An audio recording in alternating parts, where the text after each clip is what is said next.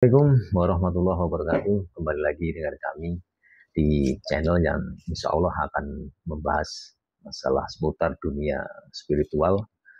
Pada kesempatan kali ini nanti agak berbeda dengan yang biasanya. Kita akan coba ngobrol santai dengan rekan di balik layar. Namun temanya tentunya kami tetapkan ini khususnya untuk kesempatan kali ini, insya Allah akan membahas mengenai tentang mediumisasi. Jadi apa sih mediumisasi itu? Terus hal-hal apa saja yang berkaitan dengan mediumisasi begitu. Cuman sebelum kita masuk ke pembahasan, kita ngobrol santai. Seperti biasa, jangan lupa subscribe, like, komen, dan share. Oke, masuk ke pembahasan atau ngobrol santai. Mungkin sebelum tanya jawab ngobrol, uh, perlu diketahui mungkin di dunia sosial khususnya di YouTube sudah rame lah masalah mungkin konten-konten yang berkaitan dengan mediumisasi. Jadi mediumisasi itu sendiri apa sih mediumisasi? Jadi mediumisasi itu adalah proses memasukkan makhluk halus ke dalam tubuh manusia. Itu prosesnya yang berkaitan dengan itu namanya mediumisasi.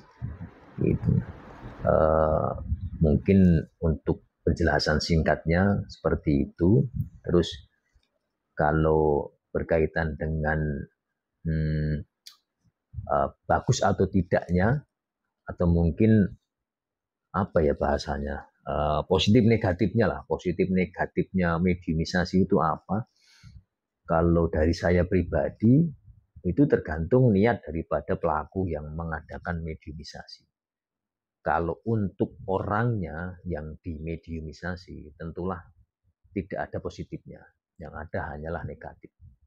Karena manusia sendiri sudah dengan kodratnya, dengan batasannya. Kalau manusia ya manusia, makhluk halus makhluk halus.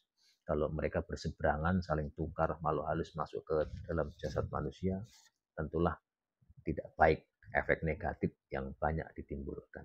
Mungkin itu pembukaannya, penjelasan singkat masalah mediumisasi sendiri. Mungkin ada pertanyaan? Kalau orang yang sudah mati itu bisa dimasukin ke mediumisasi nggak itu, Mas?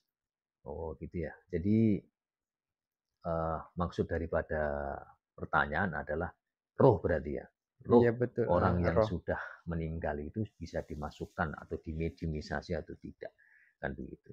Memang banyak praktisi spiritual yang mengeklaim bisa melakukan itu. Jadi bahkan ada mungkin uh, dalam kutip mungkin saya sebutnya dukun atau apa itu, kalau ada orang bertanya dia menarik rohnya ya kan, dimasukkan untuk dimediumisasi.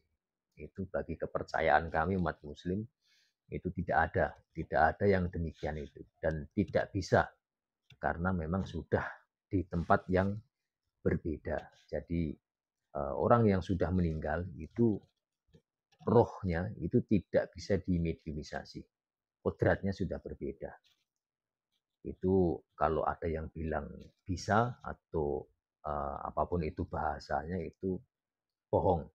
Maksud daripada bohong bukan berarti metode mediumisasinya bohong. Mediumisasinya oke, mungkin benar, tapi yang masuk ke dalam jasad manusia yang sebagai wadah tadi itu bukanlah roh dari yang dituju. Itu adalah jin yang menipu, yang menyerupai atau mengaku-ngaku sebagai roh orang yang sudah meninggal itu tadi. Niat sebaik apapun itu, tetap dampak daripada manusia yang dimediumisasi itu tidaklah baik. Mungkin tujuannya baik mungkin untuk uh, edukasi, atau mungkin untuk apa, untuk penjelasan atau untuk apa lain sebagainya, atau untuk penguatan gitu. Maksudnya penguatan argumen, jadi untuk meyakinkan orang yang diajak berbicara itu kalau yang disampaikan itu ini, itu, dan lain sebagainya. Cuman seperti yang sebelumnya saya sampaikan, kalau untuk raga, jasad sebagai wadah tadi itu tidak ada positifnya. Kalau dibilang oh iya positif, kalau dibilang seperti itu, ya pasti positif. Satu adalah sebagai orang yang melakukan mediumisasi. Jadi praktisi yang melakukan mediumisasi itu akan mendapatkan pengakuan, akan mendapatkan ya semacam kepercayaan lah daripada orang yang diharapkan untuk percaya. Maksudnya contoh kalau dia membersihkan rumah dari gangguan sihir atau dari gangguan jin, untuk bisa menguatkan keyakinan daripada yang penghuni rumah, mungkin dia dengan proses mediumisasi dulu, ditanya ini itu lain sebagainya, kan begitu. Cuman kalau bagi saya tergantung orang tadi kan pemahamannya, terus eh, asumsinya terhadap hal yang seperti itu seperti apa. Kalau bagi saya ya tidak ada positifnya. Kalau sekarang dibilang positif itu berkaitan dengan kepentingan orang tersebut, berkaitan dengan kepentingan individu. Mungkin berkaitan kepentingan dengan orang atau pelaku spiritual tadi dengan tujuan tertentu. Satu itu, keduanya ya berkaitan dengan harapannya tadi apa. Cuman kalau secara urut-urutannya untuk jasad sendiri yang terkena mediumisasi itu tidaklah baik. Itu mungkin itu. Dampak kelanjutannya yang kena mediumisasi itu apa bisa terkena dengan tidak sengajanya orang tersebut, nggak dipraktekkan gitu, maksudnya kayak tahu-tahu kesurupan, apa tahu-tahu gila apa gimana itu Mas? Apa itu bisa mungkin, apa harus ditutup apa gimana? Sangat mungkin. Jadi kita ilustrasikan ibaratnya segel. Manusia yang pernah saya sampaikan di video pertama yang kemarin-kemarinnya ya berkaitan dengan portal dimensi, itu kita ilustrasikan sebagai segel. Jadi Allah sudah menakdirkan kalau manusia itu sudah ada portal-portalnya, sudah ada segelnya. Apabila itu kita rusak, kita paksakan untuk memasukkan makhluk halus ke dalam jasad manusia tadi. Nah, kalaupun orang itu mengaku, oh iya nanti setelah saya udah tarik, saya bersihkan, saya tutup kembali portal dimensinya, saya kunci kembali. Tidak akanlah bisa sempurna seperti apa yang sudah diciptakan Allah. Pastilah potensi akan kemasukan kembali akan semakin besar. Nah, cuman yang resikonya seperti ini. Jadi kalau seandainya orang yang belum pernah dimediumisasi, maka sebagai catatan itu tidak semua orang bisa dimediumisasi karena memang itu harus dijebol dulu portalnya. Walaupun dia mungkin sebagai praktisi spiritual mengaku, oh itu saya melakukannya dengan halus, dengan pelan-pelan atau dengan respon sensor motorik atau apa, itu tetap saja itu intinya adalah menjebol. Hanya saja itu secara kasar atau secara halus, secara cepat atau secara pelan-pelan menjebol portal itu tadi, kan gitu. Efeknya ya banyak. Kalau dibilang apakah bisa nanti dengan sendirinya kalau bahasanya kesurupan atau kemasukan makhluk halus, sangat mungkin bisa. Satu itu. Nah, hanya saja komunikasinya aktif dan pasif.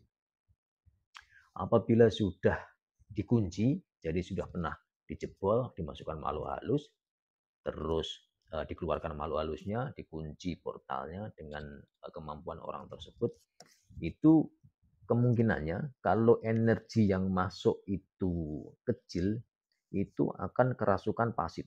Jadi dia kerasukan cuman seperti orang tertidur. Jadi kalau melek ya cuman melek melotot saja. Jadi diajak komunikasi nggak nyambung, diajak apa nggak nyambung. Itu kerasukan pasif. Jadi kerasukan yang tidak sempurna. Karena apa? Karena terhalang dengan tadi energinya si pelaku spiritual yang mengunci tadi. Itu kalau energinya besar ya otomatis kunciannya juga bisa jebol. Akan bisa kerasukan secara sempurna seperti itu. Intinya apapun itu alasannya, kalau manusia dimasukin makhluk halus itu tidaklah baik. Jadi terima kasih.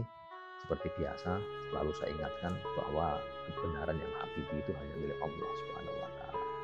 Kita manusia hanya sebatas kemampuan kita, pengetahuan kita yang diberikan oleh Allah.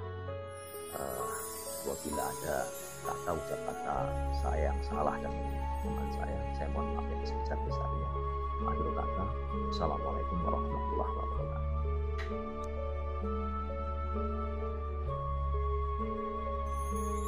Rumeksa ingsun lakune setangaya